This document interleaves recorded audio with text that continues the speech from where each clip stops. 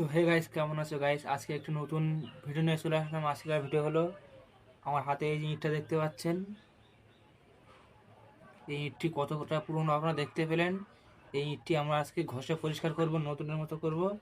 এই পুরনো ইঁটটি ঘষে নতুনের মতো করব, নতুন কীরকম থাকে এবং পুরনো কীরকম থাকে আজকে আমরা দেখবো। এটা ঘষে পুরনো ইঁট পরিষ্কার করবে ঘষে। তো দেখা যাক কী হয়, আপনার ভিডিওটি লাস্ট পর্যন্ত দেখবেন।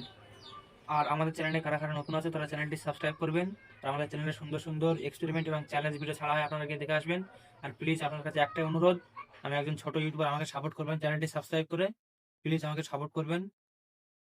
তো দেখা যাক আজকে এই পুরোনো ইটটি আমরা ঘষে পুরো নতুন পরিষ্কার করব।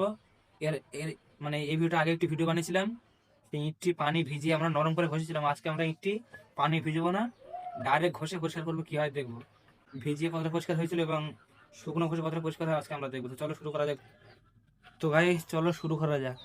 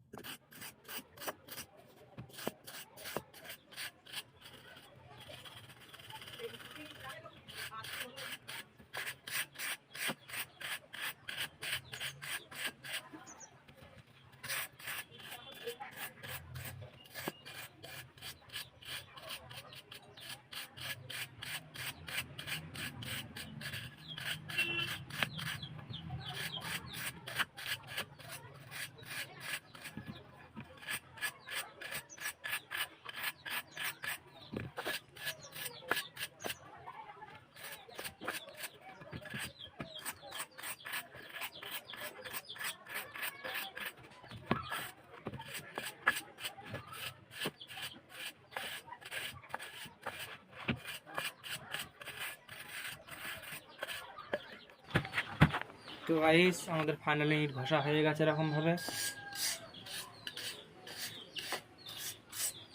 আমাদের ফাইনালি ইট ঘষা হয়ে গেছে, আমরা এটা দিয়ে ঘষছিলাম। তো এবার আপনাদের দেখাবো যে ইটটি কতটা পরিষ্কার হয়েছে।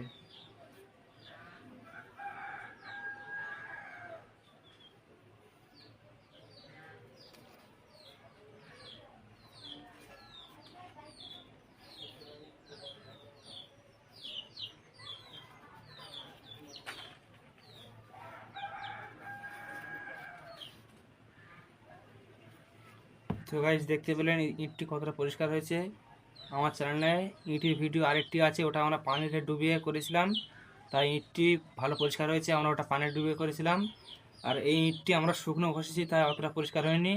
এটাও পানিতে ডুবিয়ে ভিডিও করলে বেশি পরিষ্কার হতো। তো ভিডিওটি কেমন হয়েছে কমেন্টে জানাবেন। আর আপনারা কে কোন জায়গাতে ভিডিও দেখছেন ওটাও কমেন্টে জানাবেন।